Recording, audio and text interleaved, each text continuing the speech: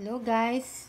Gagawa tayo ngayon ng corned beef pastil. Ayan. Mas madaling version to nung chicken pastil. Kasi yung chicken pastil, himay-himay mo pa yun. Ayan. Painit lang tayo dito ng kawali.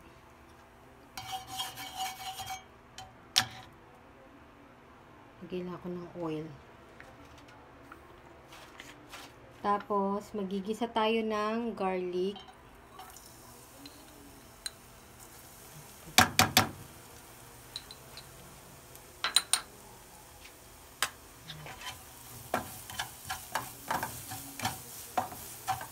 Hindi ko masyadong dinamihan yung mantika, guys.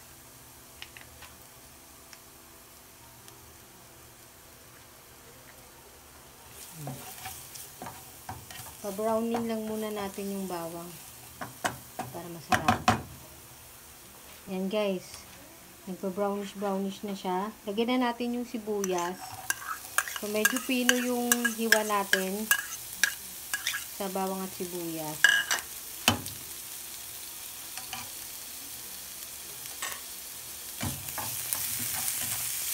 Inuntian ko lang yung mantika nito para madaling tumuyo yung corned beef kasi medyo patutuyuin natin siya eh. And guys, tapos maglalagay tayo ng sili.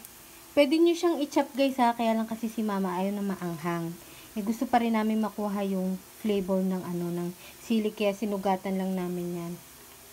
Pero kung gusto niyo maanghang, pwede nyo i-chop. Tapos maglalagay tayo ng turmeric powder. Itong turmeric powder guys, optional lang to. Kasi may mga napapanood ako hindi naman naglalagay ng turmeric. Siguro mga kutsarita lang. Kutsarita lang. Kasi pampakulay daw yan. Magbibigay ng kulay.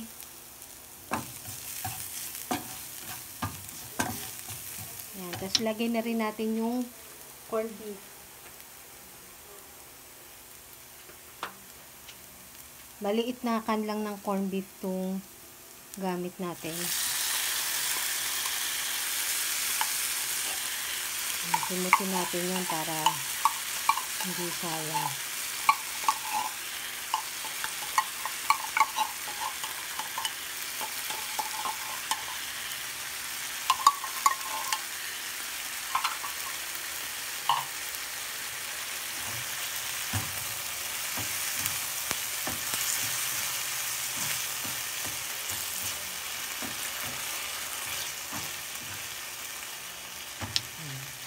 Tapos, maglalagay tayo guys ng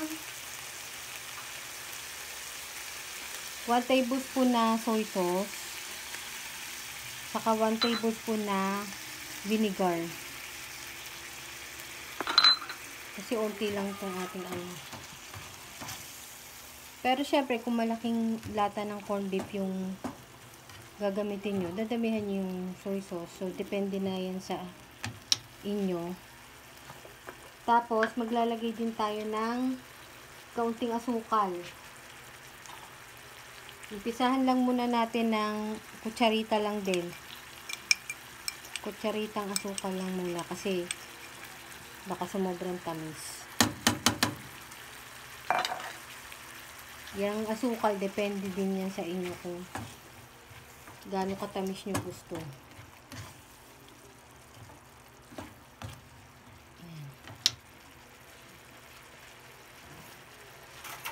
Tapos, tikman na natin kung may kailangan pang i-adjust sa lasa. Medyo matabang pa siya. Maglagay tayo ng unting toyo kasi matabang. Toyo na lang siguro. Soy sauce. Tansyahin na lang. Yung iba naglalagay pa ng oyster sauce kung may budget kayo. Oyster sauce yung idagdag nyo. Ayan. Ganda na ng kulay ng ating corned beef. Pag satisfy na kayo sa lasa niya, hayaan lang natin siyang diyang kumulo hanggang sa medyo mag-evaporate siya, yung medyo magda-dry siya. Kaya, inuntian ko lang din yung mantika niya. Hintayin lang natin siyang medyo mag-dry. Ayan siya guys, oh. So, habang nagluluto pa tayo, pinapadry pa natin yung corned beef. Naglaga din kami guys ng itlog. Sana lang, parang malasado yan. Parang malasado yata yung Yan, basta itlog. Pwede rin yung i-fried, yung itlog, pang sa side lang, pang add. Pero optional lang naman yun. Kung gusto niyo mas healthy, ilagay nyo. So, ayan guys, natuyo na siya. Ayan. Maglalagay tayo ng isang kutsarita lang din na margarine. Pwede rin butter. Isang kutsarita lang din. Ayan. Ito, optional lang din naman. Kung wala kayong margarine o butter, pwedeng wag na rin. Kasi yung ibang napanood ko, hindi naman naglagay ng ganyan. Siguro pampasarap lang din.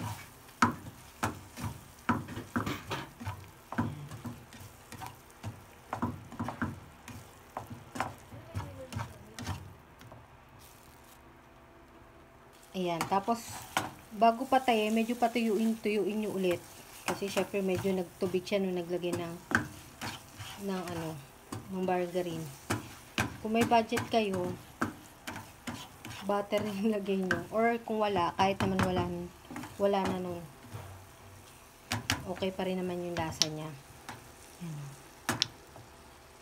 Tapos, ito yung gagamitin kong sukatanan ng cup. Para pwede nating ipatong yung pastil sa ibabaw.